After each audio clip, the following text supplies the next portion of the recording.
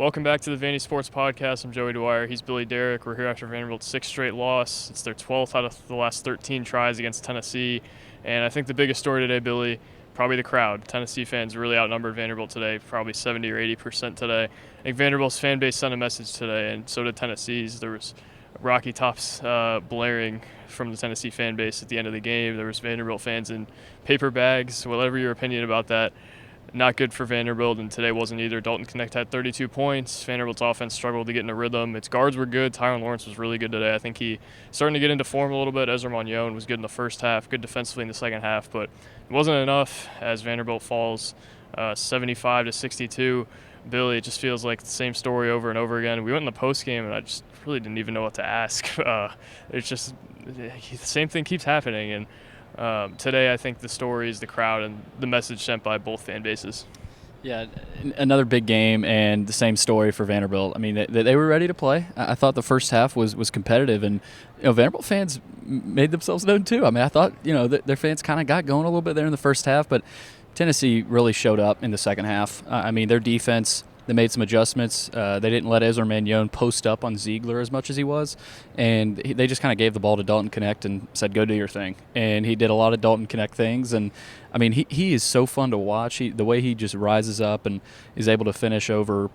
I mean, Vanderbilt had contested shots on him. I mean, he hit one in the lane where I was like, "Wow!" I mean, this guy's incredible. So, the story is Dalton Connect and Tennessee's fans. I mean, they showed up big time. This was a hot ticket. It was expensive. It was not easy to get in here tonight, and their fans got in, and they were loud. They were singing Rocky Top at the end, and that's kind of where Vanderbilt's at right now. They don't have a home court advantage for these big games. Felt like they were on the road tonight. So again, for Vanderbilt, Jerry Stackhouse after the game said he's still confident in his guys, even though we're 0-6. So.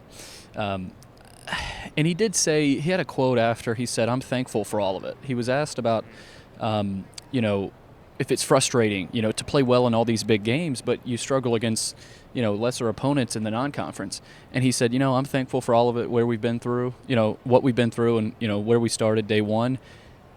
Again, there may or may not be a change at the end of the season, but the way he said that was interesting, I thought. But either way, Joe, you mentioned it, and I'm not surprised this was the final score. And for Vanderbilt, they gotta go to Auburn on the road, and Tennessee's got a tough one too in South Carolina. So this is what I expected, and honestly, Joey, it was pretty impressive to see how many Tennessee fans got in here, and that is the story, and that's where this program has fallen to. So that's the state.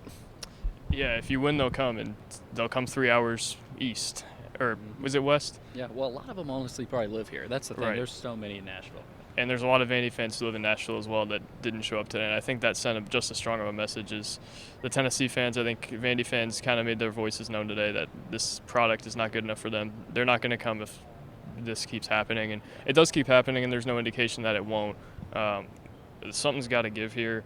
Vanderbilt, I think, played well for a lot of this game, played really hard in the first half. Felt like they got every loose ball, and that's what kept them in the game. Still gave a 22-second chance points. Jerry Stackhouse mentioned that they're undersized. It's not wrong. It's not an excuse. That's a reason. And he said we could have used a couple more bodies.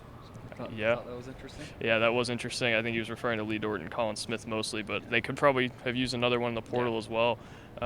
Again, Tennessee was bigger, more athletic, more physical, and I think he mentioned the young guys being thrown off by their physicality a little bit. I think a lot of people were thrown off, but credit to Ezra Manjon, Van Allen Lubin, and Tyron Lawrence. Those have been their three guys throughout all of conference play who have really contributed.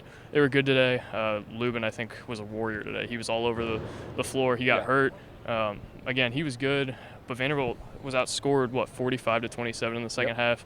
Cream rises to the top, and I think we saw that today as Tennessee really just went on a spurt in the second half. You had that Dalton Connect layup in transition and a mid-range jumper, and that was about it for this game. He went on a 10-0 run by himself, right, Billy? I mean, they don't have a player like that or really anywhere near it. Tyron Lawrence was good. He's not Dalton Connect. And, again, they're just going to have a really tough time winning these games against these teams. I do want to mention, though, they've played a lot better against good teams. So, it's frustrating that they're showing kind of what they're capable of, but they're not doing it consistently. And I think is that a coaching problem? Probably. Is that a player problem? You got to take it into your own hands at some point. You got to have your own energy. I think it's both, and it's just a lot of problems going on here.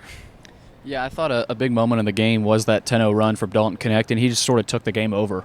And you could tell Tennessee was in for revenge tonight. They were not happy about how last year ended, and their fans really fueled them, I thought, and they felt like the home team, and they proved they're the better team.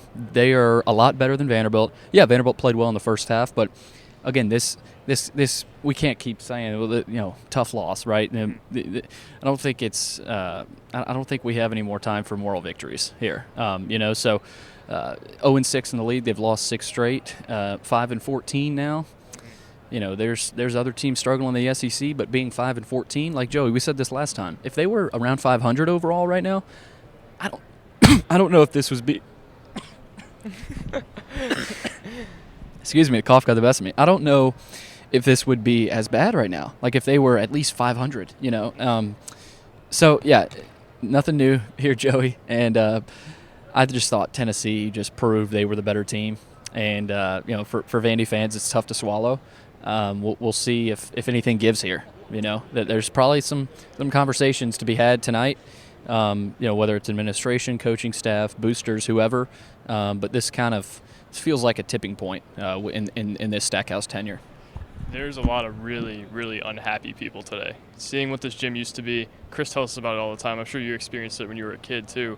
This place used to be packed, full of Vandy fans. Today, the traffic was out there, and that was the most traffic I'd ever seen outside of Memorial Gym. And you get on the street, you get on 25th Ave, Perry Wallace Way, it's all orange. And that's kind of the state of things right now.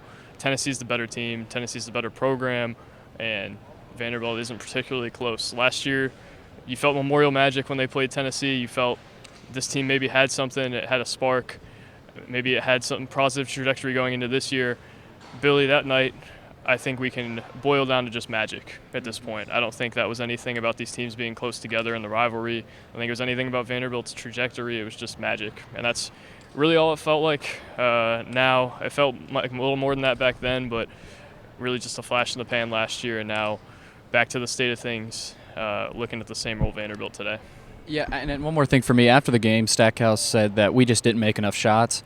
I thought it was more than just not making shots. They were 36% from the field, and maybe if more of those go in, it's a closer game. I just thought Tennessee was in the mindset tonight that we're going to win no matter what, and we're going to do what it takes to get it done. I don't think it was all up to Vanderbilt not hitting shots. And once Dalton Connect gets going like that, that's a freight train. Tennessee is really good, and now they have that offensive element with their lockdown defense, and they defended. Right? Vanderbilt defended well, I think, most of the game, honestly.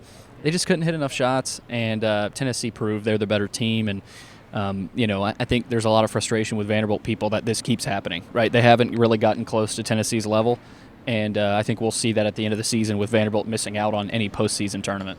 Yeah, they're definitely missing out on a postseason tournament. There's just no hope of a turnaround, even when they play well, and that's the frustrating part. You like to talk about basketball, but you got to talk about more than that night. You got to talk about the crowd. You got to talk about big picture things, and it's January. So again, we're in the dark days of Vanderbilt basketball right now, and today was kind of a microcosm of that. Again, there's a lot of really, really unhappy people with the state of things right now, and today wasn't even the worst game. I thought they were okay today. They played hard. They defended. I don't have a whole lot of gripes with what happened today, but you just see the talent difference. Tennessee has shot makers. Tennessee didn't even play that well early, even when Vanderbilt didn't, or even when they had open looks, they didn't make them. Again, the talent difference is there, though. Vanderbilt doesn't have a Dalton Connect. They don't have really anything close to it. They don't have shot makers like Tennessee has, and they don't have size like Tennessee has. Just kind of the state of things, Billy, and it's not going to get better from here throughout the rest of the season.